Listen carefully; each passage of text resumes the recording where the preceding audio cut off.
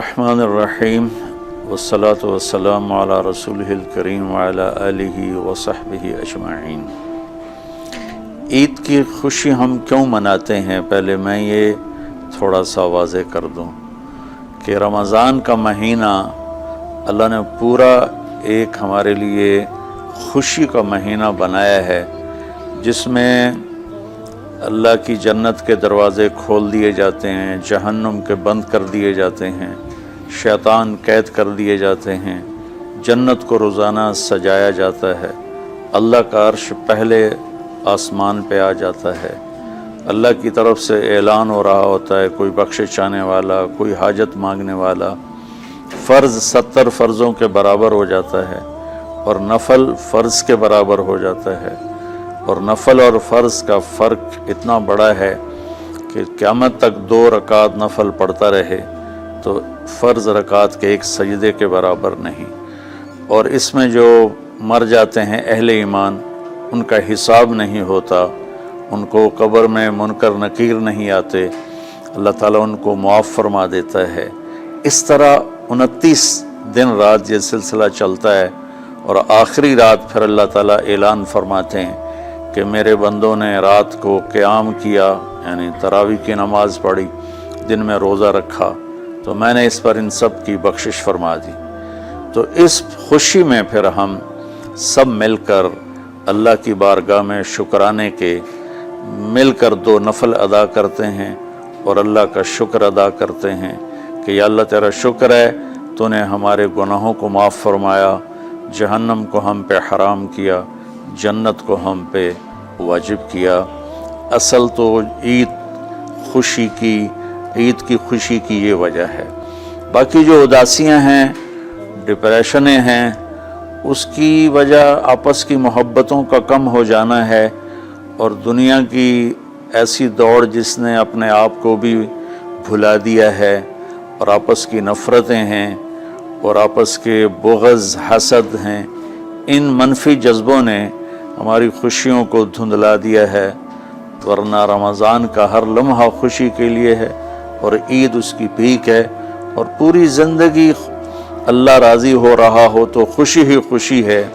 ہمیں اپنے ملک سے، اپنی نسل سے آپس کی نفرتیں، حسد، بغض یہ مٹانے ہوں گے، تب جا کر ہمیں حقیقی خوشیاں حاصل ہوں گی۔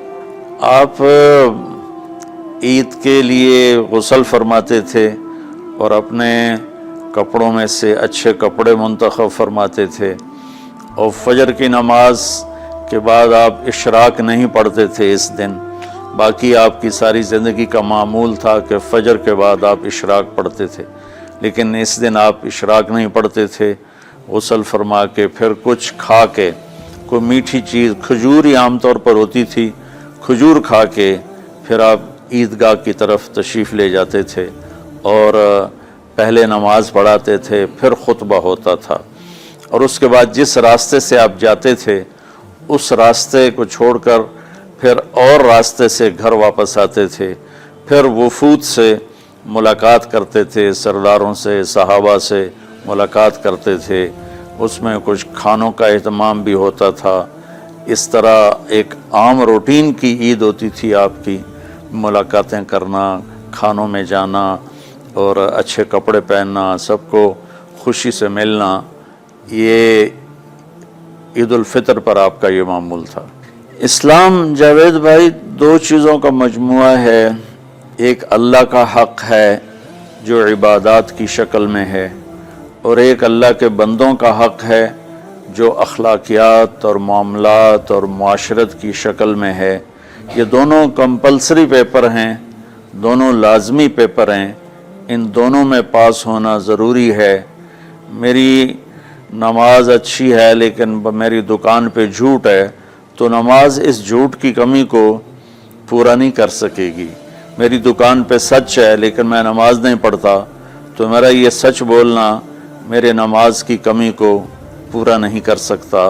اللہ کے نبی نے دنیا سے جاتے ہوئے 2 لفظوں میں سارا دین بتا دیا تھا۔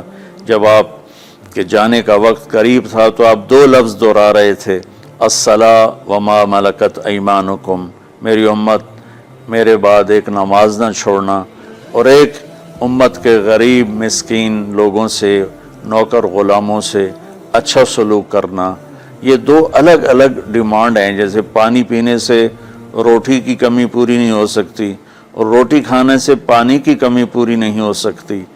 ये दोनों अलग चीज़ें हैं। अखलाक को इबादत की कमी पुर नहीं कर सकती और इबादत की कमी अखलाक को और अखलाक की कमी को इबादत पूरा नहीं कर सकती। इन दोनों चीज़ों में पास होना ज़रूरी है, तब जाकर एक मोतदिल मुआशरा वजूद में आता है।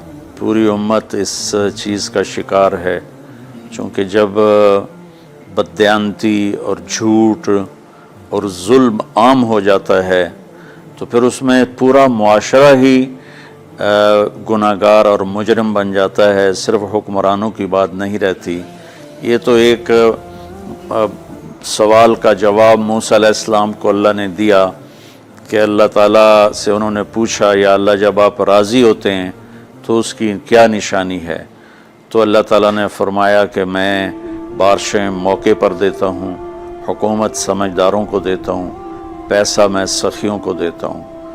तो फिर उन्होंने पूछा जब आप नाराज़ होते हैं तो उसकी क्या निशानी है? तो आपने फरमाया, अल्लाह ताला ने फरमाया कि बारिशें बेमौका करता हूँ, हुकूमत नाअहलों को देता हूँ और पैसा मैं बखीलों को देता हूँ। तो जब माशरे में उमूमी बिगाड़ पैदा होता है तो उसका असर फिर इस शक्ल में ज़ाहिर होता है, कभी किसी और शक्ल में ज़ाहिर होता है। इस चीज़ के मुजरिम न सिर्फ हुक्मरान हैं, न सिर्फ बखील लोग हैं, बल्कि तमाम तबक़ात उम्मत की इज्तिमाई कोताही में ये हालात अल्लाह की तरफ से पैदा होते हैं। इसमें हम सारे ही एक दूसरे को मुजरिम ठहराने की बजाय अपने अपने गिरबानों में झांक कर देखें कि तुझे क्यों फ़िक्र है ए गुल, दिले सद चाक बुलबुल की, तो अपने पैरहन के चाक तो पहले रफू कर ले, वफ़ी अनफुसिकुम अफला तुबसरून।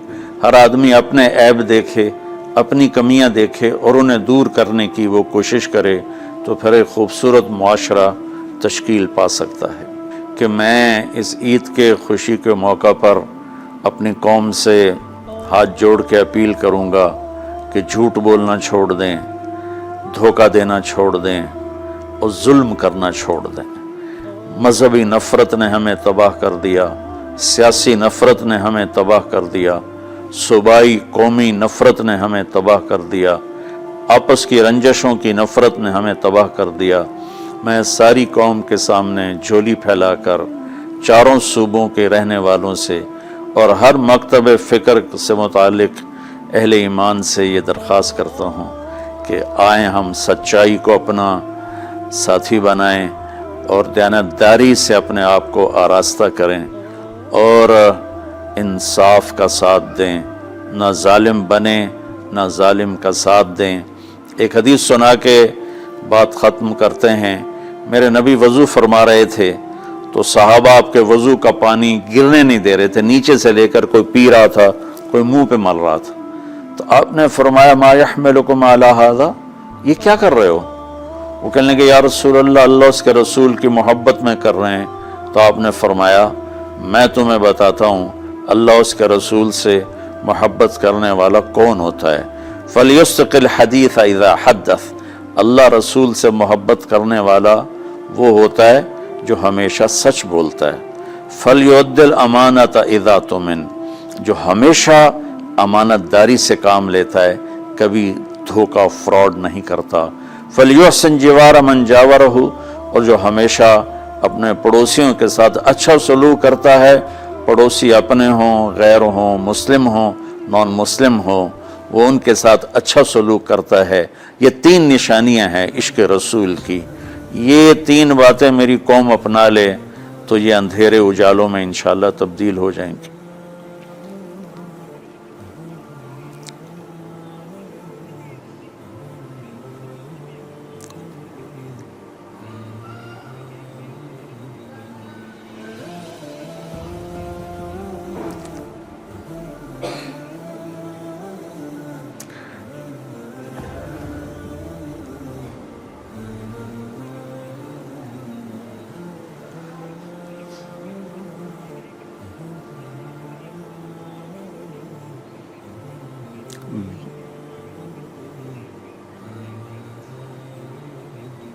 بل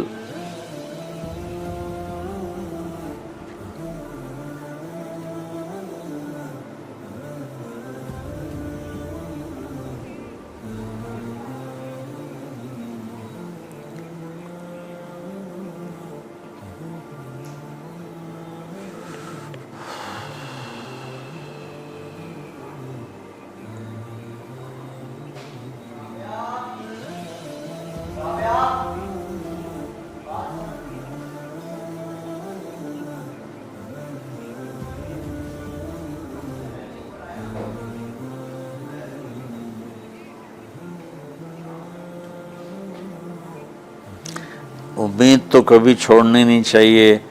جیسے دیکھیں مریض کے ساتھ ڈاکٹر آخری حد تک جان مارتا ہے، اس کی جان بچانے کی کوشش کرتا ہے، پھر باقی جس کے نصیب میں موت ہوتی ہے وہ مر جاتا ہے، لیکن ڈاکٹر کبھی بھی اس وجہ سے نہیں چھوڑ دیتا کہ یہ مر جائے گا. تو ہم اللہ کی رحمت سے بالکل نا امید نہ ہوں، مایوس نہ ہوں.